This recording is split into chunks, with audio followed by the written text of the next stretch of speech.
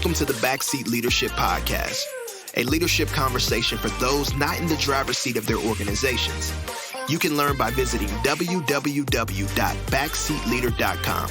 And now, here are the hosts of the Backseat Leadership Podcast, Jeff Kokenauer and Brad Merchant. Hey everybody, Jeff here, Backseat Leadership Podcast. So glad that you can join us for what is to be a very special fifth Monday of the month. So we're excited to join you for that one. It was a very special episode for us as well because, well, the wives have hijacked the podcast. So our wives, Clarissa Merchant, Tara Kokenauer, joined us for the recording of these podcasts and took over the show. So without any further ado, we hope you enjoy. We did a very fun time. Enjoy this special hijacked episode of the Backseat Leadership Podcast with Clarissa Merchant and Tara Kokenauer. Hey guys, this is Clarissa Merchant and Tara Kokenauer. And we are the wives of the Backseat Leaders. We have hijacked this podcast and you guys are in the backseat. We're taking this over. I really don't know what to think right now. Neither do I. I feel like you guys look scared. I feel very scared. And I'm Jeff great. looks like he's having a panic attack. I'm just great. I'm great. Never better. So Tara and I prepared some questions to talk to you guys about, to hear your thoughts on backseat leading in the home, backseat leading in marriage. And Tara, why don't you shoot us off with our first question? All right, well, we're going to start with really putting you guys in a very easy starter type of question. And I'm getting nervous. Yeah, this whole is so. Whenever Tara says that, I instantly know this is not going to be easy. I mean, I teach high schoolers. I have to ease you into Oh boy, the questions I'm going to ask.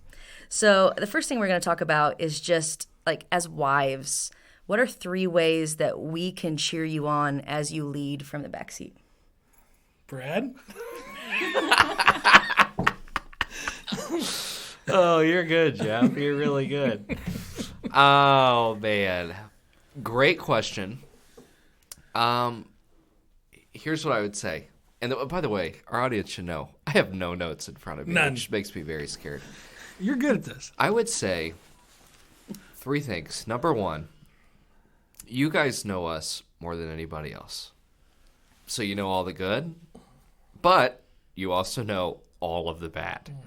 And I think commending us for when you see God at work in our lives and grace at work in our lives and helping us know specific ways in which you see that is very encouraging. That's good. Because we're hearing from the people that know the worst about us, and you're commending the best things about us. It's really encouraging. That's the first thing. The second thing that goes along with that is calling us out on our stuff. Oh, we got that. I don't know. I'm okay. I don't think I'm okay with number 2. And Tara, you should feel the freedom to do that as much as possible with Jeff, because he has a lot of stuff. Thank you. It brings me joy. Yep, I love it. And I think, in all seriousness, you guys are able to see blind spots in our lives that even the people we work with don't see. And I think being able to call us out in love, yet with extreme truthfulness, is really formative. The third thing I would say is creating a space, and I definitely know I need this, is creating a space for us at home to just have fun together. We're not achieving anything. We're not working on anything. We're just experiencing life together. Is both restful and restorative. And I know that for me personally, Clarissa, you've done this really well, is just creating a culture in our home where we're able to just have adventures together. And I love that. I love that. So I think the first thing is just commending us for what is good is really encouraging. But then calling us on our bluff is really important. But then just creating a culture where we're just able to have fun together and not have to worry about working on anything, keeping up an image, but just enjoying one another is really important.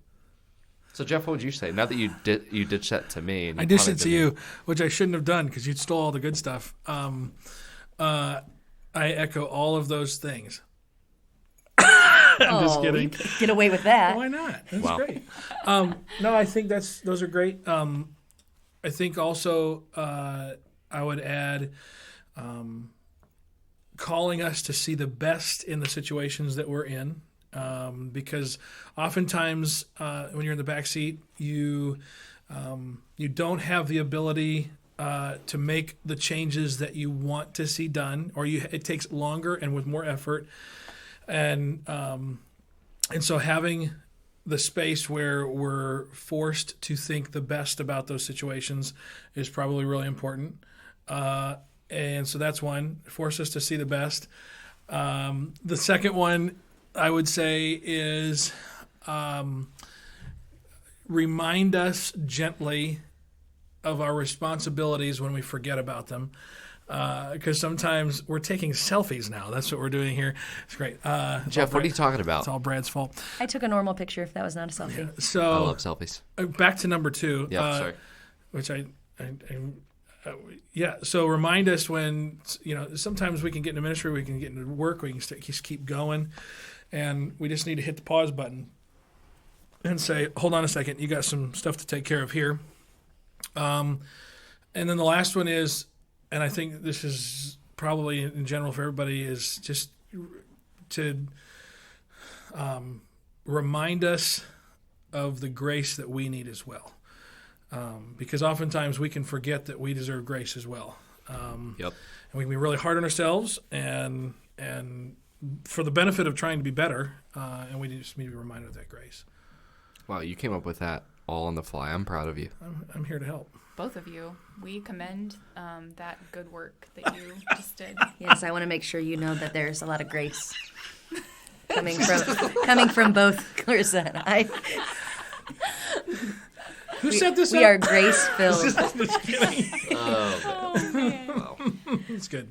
And, it makes me think of even there are wives hopefully listening to this podcast who are They will be now. who are the backseat leaders in their chosen profession or where they find themselves. And so I hope that there's a woman's perspective to that maybe they need that vice versa from their husband, providing that grace and that love and support. Yep, that's a good word. You know what? On that note, just for our listeners' sake, Tara, why don't you tell us what you do and what I do? Because I actually think all of us, in a way, have a backseat leadership role. None of us are CEOs in this room. That's right. So Yeah, I'm not made for that position. But, yeah, I think I'm a teacher. I teach high schoolers, but I also am a coach.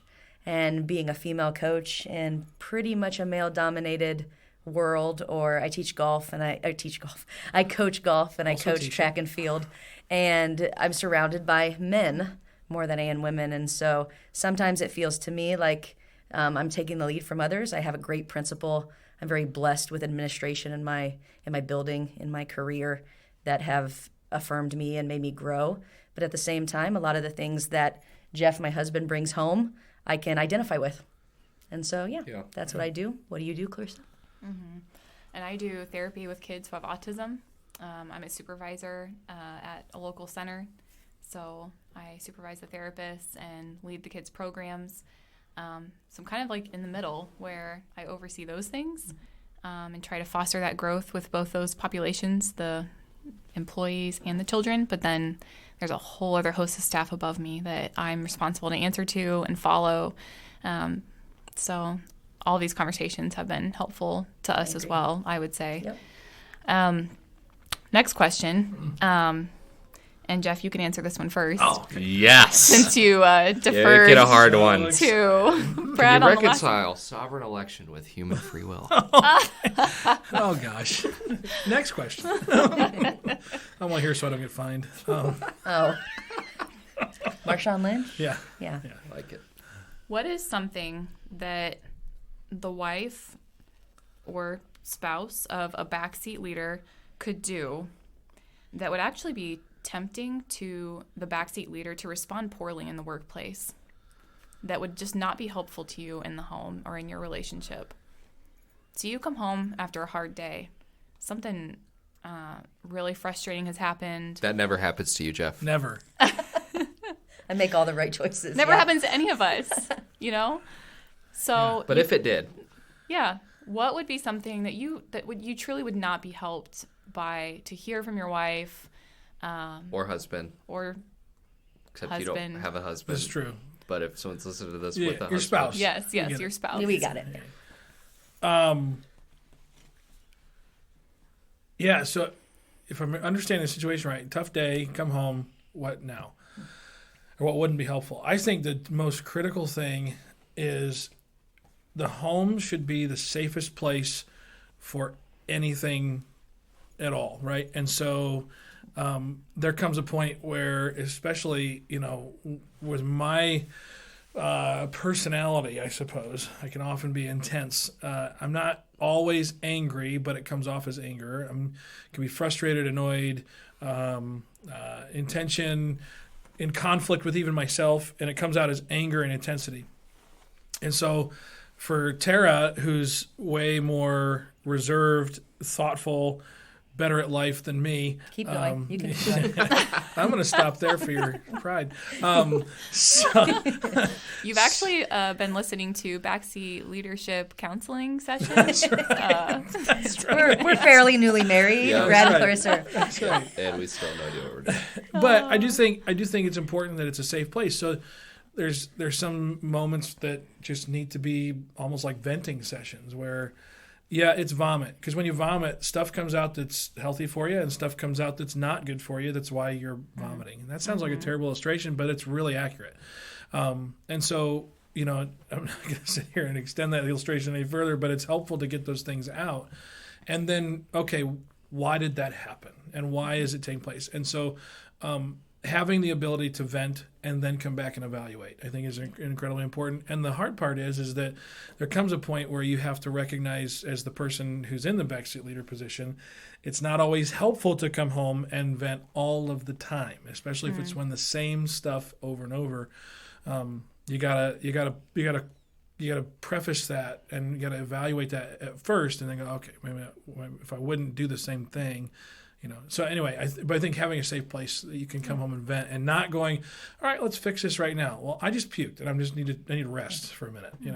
Yeah, you always tell me there's a fine line. I have to intuit whether or not this outward processing, this venting that I'm getting, whether it needs the energy brought to it, that I can provide some perspective, if I can fix the situation, or if this is one of those situations where I'm supposed to just listen and I don't fix it. Yeah. And sometimes I get it right, sometimes I get it wrong, and then it's pretty obvious which one I should have chose.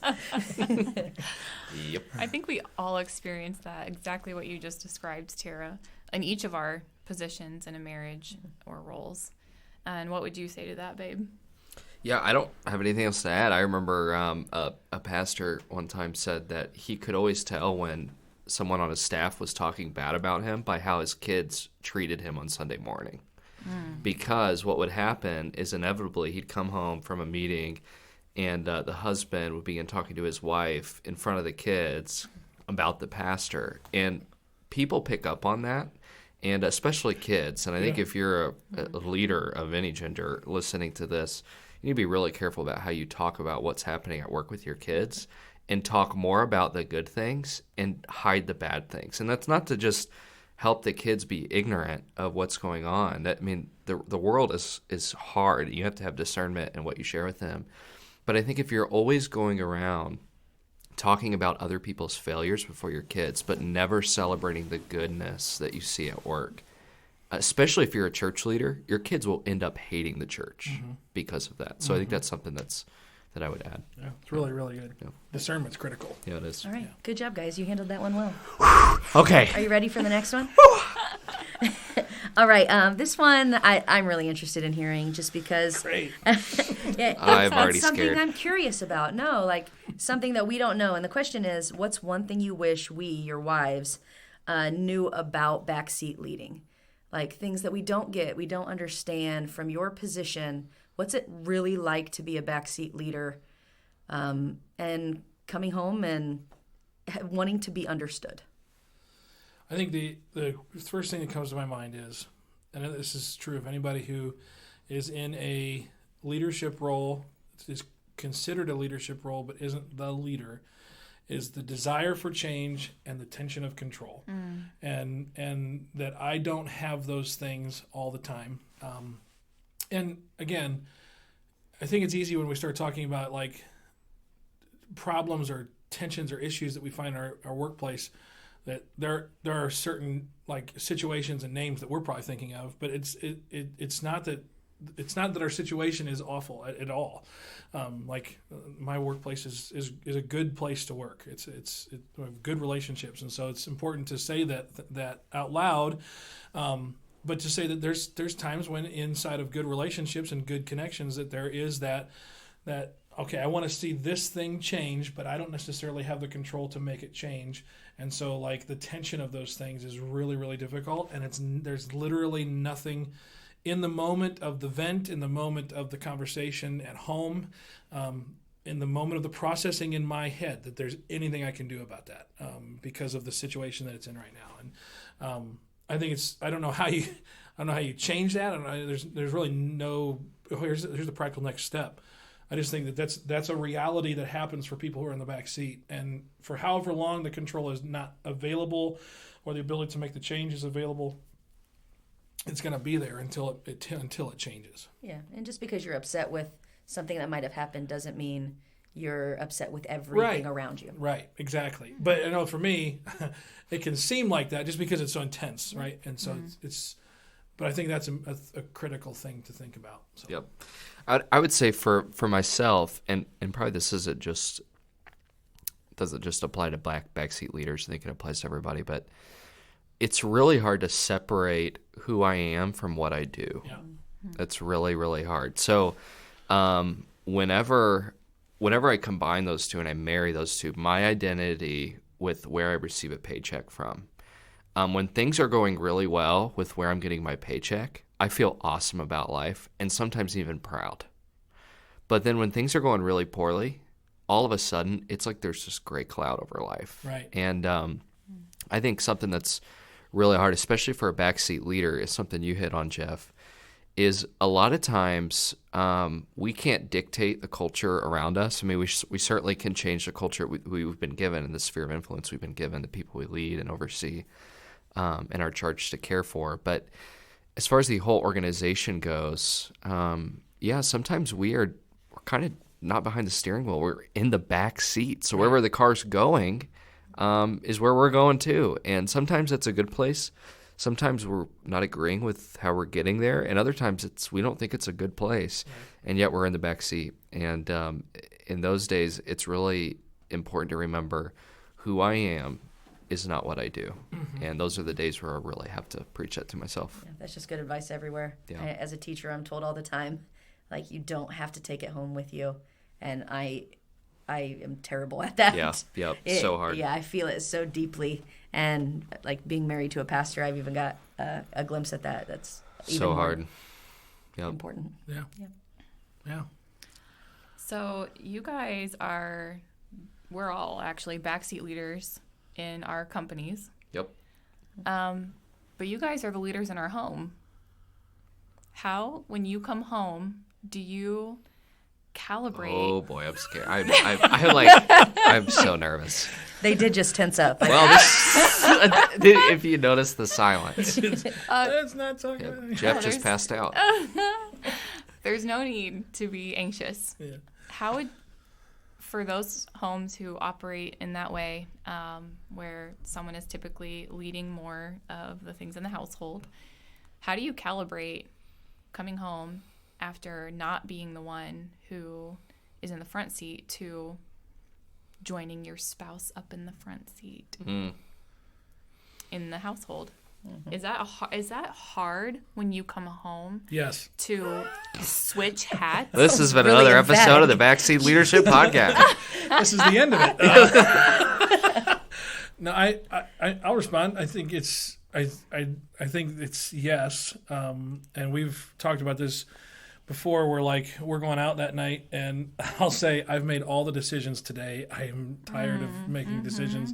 You decide. And she's like, well, I don't care, or I don't want to decide, and so we're this tension, right? Or I'm also like, I have also made all my decisions today. Yeah. It's usually over where we're going to eat dinner. Exactly. It's right? exactly where we're going to eat. And then you end up in a fight, and you could have just gone to Wendy's. Yes. Exactly. So I think it is hard. And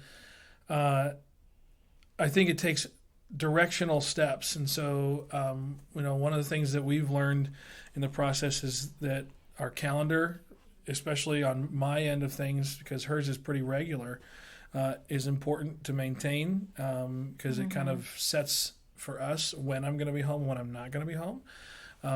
And then thinking through those times that I am home and what is needed to serve Tara in those moments. Because if it was me, we might be home one night a week and we'd be out doing stuff with people or going places and things like that. And that's not the ideal date night for Tara. Ideal date night is make steaks and sit on the couch and watch movies. Not true. You know my ideal date night is pizza and a movie. That's right. Jeff, that's right. You have failed miserably This on this is how I podcast. lose. So no, like, but it's definitely not going out and doing a whole bunch of stuff. But speak to being the leader at home, like in the biblical perspective, as the man, coming home and being that leader and having to make those decisions, whereas you don't get to do that at work. What's that like coming home? Is it easy to make the transition? Is it something that you have to separate? I think sometimes it is. I think sometimes when push comes to shove, it's like, okay, we got to make this decision, and we got to move this forward, or we got to pay those bills, or we got to whatever that's going to be. I think sometimes it's not. I think it's seasonal. I think it's when life is busy, or when there are some bigger things going on at work. That. Again, you don't have the control to change them, but you are a part of the conversation. Sometimes it can be difficult. So I think the big thing that I almost kind of wish we lived further away from the church sometimes, because it would give me a little bit more time to like decompress and reset. But when it's summertime, I'll go mow the lawn, and that's reset time, and come in and process out loud and do stuff like that. But I think it is important to transition that mind. And we're at this recording a year and a half into our marriage, and so still really learning some of those things. And I think that's probably the key is the grace to say we're learning. And sometimes you learn well and quickly, and sometimes you don't learn as quickly on certain things. Would that be true? You're looking at me weird. I feel like we've just had like 3 different podcasts in one answer, like kind of story. There you go. But Loaded yeah, answers. well, it's a question that has a lot of different Yes. like things in it. So It does. And I want to emphasize, Jeff, you brought up a perfect point. We're talking about servant leadership in the home. And in the home, there's a God-ordained privilege that you guys have to cast vision for your family, to become like Christ is, and show us that in your example. So that's kind of what we're referring to here. And ultimately, everyone takes on a different role in the household. Thank God I do not lead the budget. I would agree with that. That actually just happened in this room earlier today. Brad leads the budget, and there's a good reason for that, because he's skilled in that. But anyways, just want to emphasize again, we're talking about servant leadership in the home. Yeah, the only things I would add to what Jeff would say, which I agree with all of those 3 episodes within his answer, I would say if for some guys, so guys specifically, because we're good complementarians. If you don't know what that word is, look it up. If some guys led in their jobs the way they lead at home, they'd be out of a job in 2 weeks. Thank you for the sound effects. And I think what I mean by that is if you're killing it at your job, but your home is decaying, you're a failure as a leader. And I think our culture celebrates public persona. So we see it. Look at Christianity today, and we've seen a lot in the headlines of guys in particular that were killing it in public ministry, but their personal character, and you can always lead that back to their home life, was just falling apart at the seams.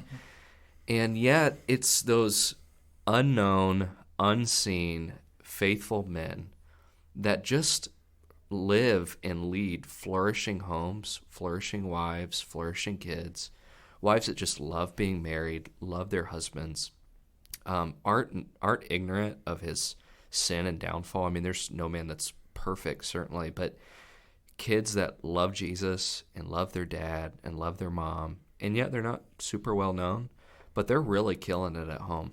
And those are the guys that, for me, are role models. I mean, even men that I still meet with that we'll probably never even have on this podcast per se, but they're really role models for me because of what they do at home.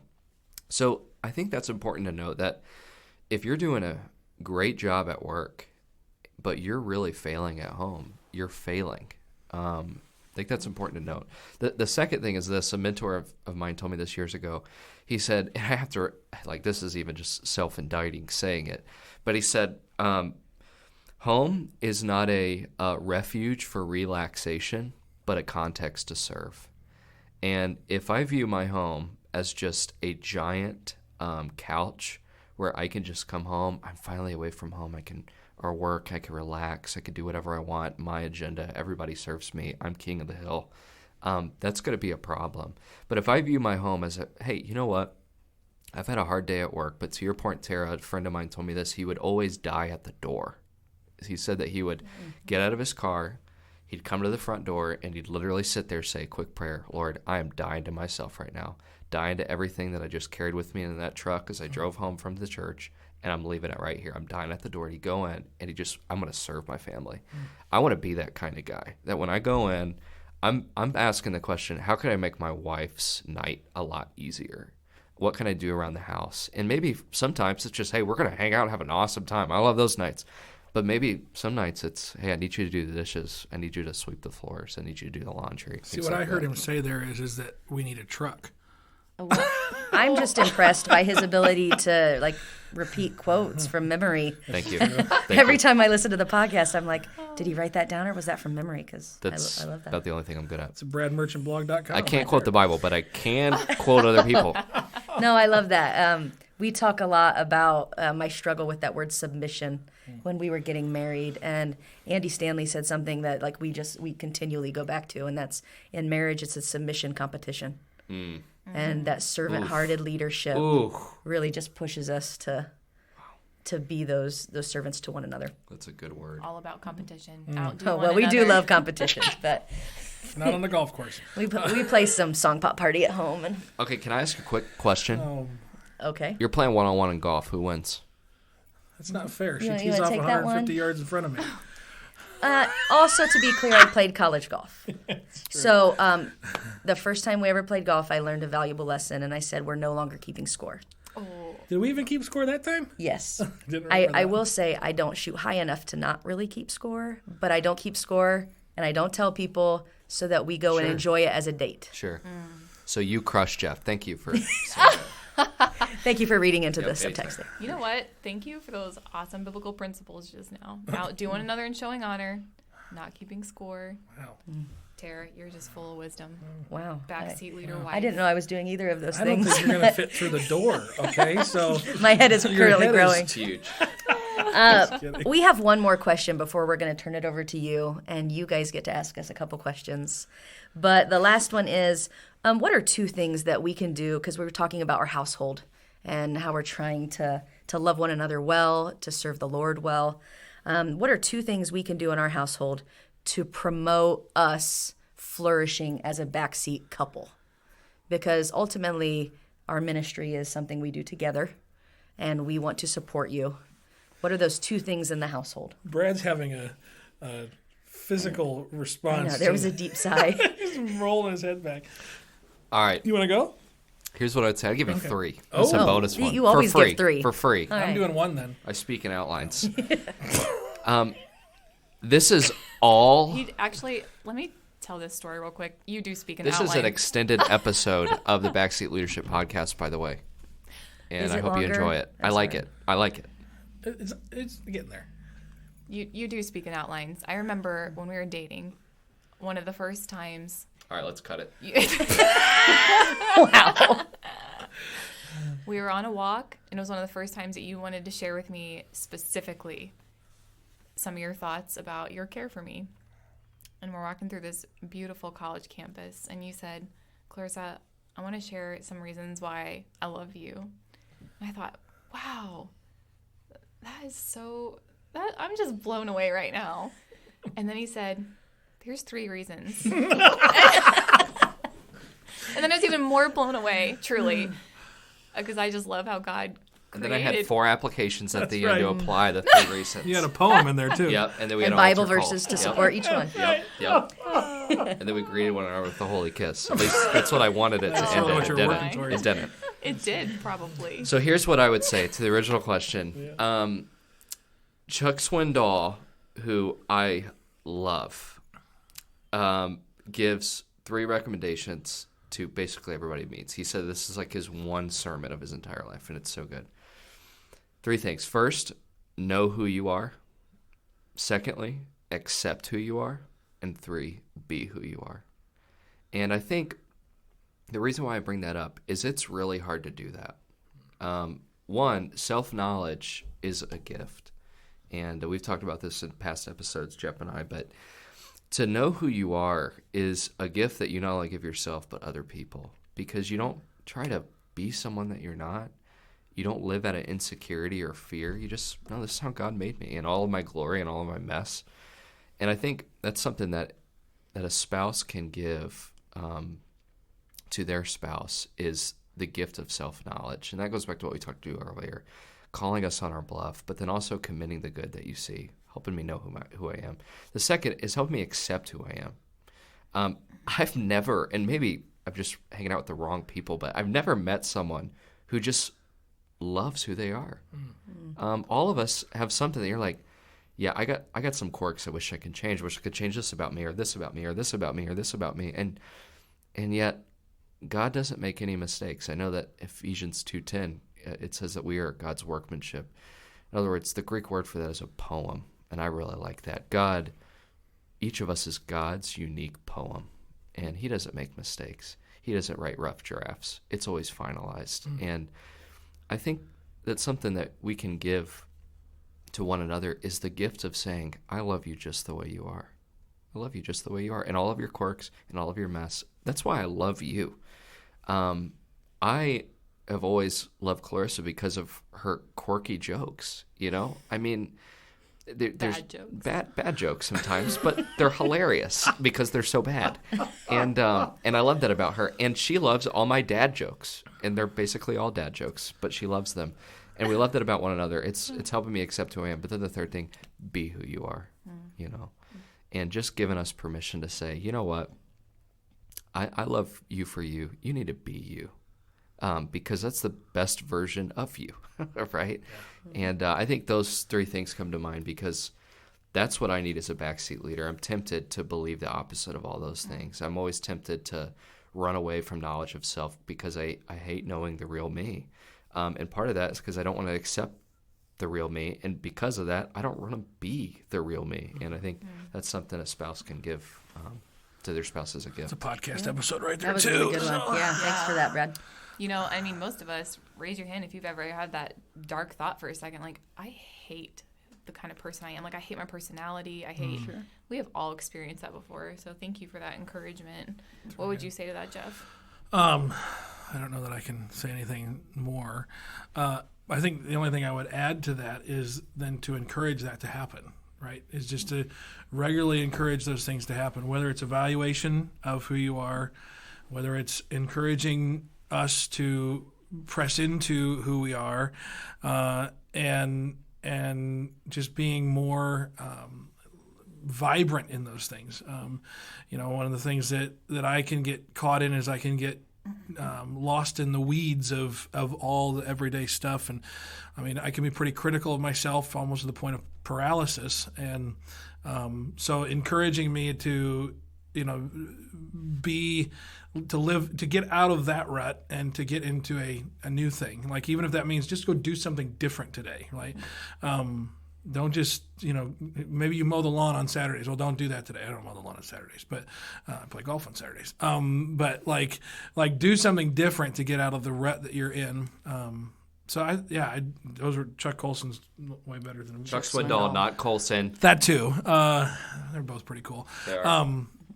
But I think that's Yeah, I agree. You have to put the work into yourself and your marriage, and and the relationships that you have. So Yeah, as Andy Stanley might say, direction, not intention, gets you to your destination. you're the one so that introduced me to him. So you know you were like Not upset about that. all heart eyes when I quoted him. Not upset about that. He was. I saw it. Hashtag living emoji. Nice. That's So another bad we're joke. supposed to ask you questions now. You have them in front of you now. I have All them. right, shoot. All right. I don't know which one you want to go with. I'm going with number one. What's one thing that's hard to see your backseat leader spouse go through? Whoever would like to go first. You want me to start with that one? You can, yeah. For me, I think I married a man with vision and energy and Yes, you did. just this unbelievable passion for serving youth and other people, and that's something I thank God for. But at the same time, sometimes being in the backseat leader position can squash that vision or can squash the passion that is there because of the lack of control. And so I often see it as my job to be that like at-home pep squad. Your vision has value. It has worth. I see that. Perhaps it's just not ready for in God's timing yet. Yep. And so I think that's the one thing that's really hard for me is seeing so much potential and possibility that's there, and not everybody gets to see what I see. Yep. And I want them to. Yep. So that's probably the thing I struggle word. with the most. Yep. It's a good word. Yeah. And I love how you said that. Cheer squad at home. I did not say cheer squad. Pep squad. I played basketball, so She does not I like think I just hit a button there. no, I'm kidding. I love my students who are cheerleaders. I cheer them on, but that was not my gig. Yep. One thing that is hard for me is along the lines of what Tara just said. I get a front row seat to see Brad's gifts and get to see him using them to a certain threshold in the local church. Like Jeff, Brad also is able to cast vision really well. Has some really incredible leadership skills, I would say. And so it's hard to see those times when he's not able to use them as fully as they could be used. So that's difficult to see sometimes, just because I love to see Brad using his gifts. That is just, when he is preaching, gets the chance to preach on a Sunday morning, I love seeing him do that. Because a lot of the other stuff he does at his workplace, I don't get to see him using those gifts. And so obviously everyone gets to see in church on Sunday when someone's preaching. So I just love to see you flourish in doing what God made you to do. The second thing that's really hard to see is when burnout happens. Like Jeff, you were talking about that tension between having vision and conviction about things, and then sometimes not seeing that change just because of the particular role that some of us hold. That can cause a lot of burnout, and then especially depending on healthy versus unhealthy leaders, personality types. I hate seeing that, because I care for my husband, and I hate seeing that burnout. So I would say that's another thing that's hard for me to see. Yeah. You're good. Yeah. Yeah, I feel good about that. Yeah. All right. Well, here's a question. Last question. I was waiting for Brad. Sorry, I didn't know I who was was like, going. that was a long pause. I lost for my cue. For dramatic Yeah. effect. Here's the question. Tara, you ready for this? I'm always ready. What encourages you watching your backseat leader? What encourages me? I get teary-eyed a lot when I get to affirm him on this, but I see him change lives in high schoolers. Like, I see them seek him out. I see the late hours, the phone calls, the times where he prays over people. Like, that for me is world changing. I call my students like world changers. That's what I call them. When they're in my classroom, they are world changers. And seeing what the Lord does through just youth work. And yes, he has many other gifts, But that's something that I see as like one of the most important things you can do is share the gospel with the next generation, raise them up, help them understand their position in the church. And I think he does it really, really well. Yeah. So I hope I answered you. That encourages me. That's a good word. It's Yep. what I'm passionate about. It's a big thing as a couple that we get to do, and we consider we have separate ministries. I'm a teacher and he's a youth pastor, but really it's just focused on we love high school kids, we love youth, we love the next generation, and if we can do anything to help them follow the Lord and see His goodness and light, then we've succeeded. That's a good word. Yep. That's good. And that's one of the special things about a ministry relationship too. You know, the people on this podcast you guys are pastors, we're pastors' wives. That's really a special gift to be able to serve together. So I can resonate with that as well. Yeah. One thing that encourages me with Brad, watching him be a backseat leader at times, is his strive to learn, constantly gobbling up knowledge and understanding, trying to watch others, listen to others, read, learn from others. I just feel that you are a good steward of your time as a backseat leader in doing that, and that's a way to demonstrate patience and humility, but also just do what you can. Not every backseat leader is going to get the chance to one day be the front seat leader. Some people are going to be backseat leaders for their whole life. But And there's wisdom there. that's needed. We need lifetime backseat leaders, but I love to see Brad learn and just gobble up that knowledge. Another thing that I love seeing him do is try to learn how to fight unhealthy tendencies as a backseat leader. All the things you guys talk about on this podcast would fall under that category, but I'm thankful to see you trying to do the right thing in that area. And then learning how to respectfully lead from the backseat. That's hard. We all know that, all four of us in this room. Yeah. We don't always all get it right, but it encourages me. And it's a good example to me when I see you doing all those things. Trying to learn well, use your time to learn, and then trying to follow respectfully. So that's what I would say to that. That reminds me of my favorite TED Talk. It's How to Start a Movement. And it talks about the idea of being a first follower. And I think so many of us who have leadership potential and leadership qualities, we don't see how much leadership there is in choosing to follow the right people and the right things and putting ourselves in positions. When we choose where to follow, we are leading by our example. And that's something I think that both Brad and Jeff do pretty well. They've chosen people that they find to be wise, that are following the Lord well. And I know it's pretty clear that they have the right intentions and want to do the right things. So I hope that movement is something that's fruitful and long-lasting. Yeah. Jeff, are you crying? I'm not. Should I be? Jeff doesn't cry. I don't cry. I'm an 8. Unless I buy his lunch. That is not true. When's that happening? In heaven. I was gonna say, I think the last cup will be drank by that time. Wow.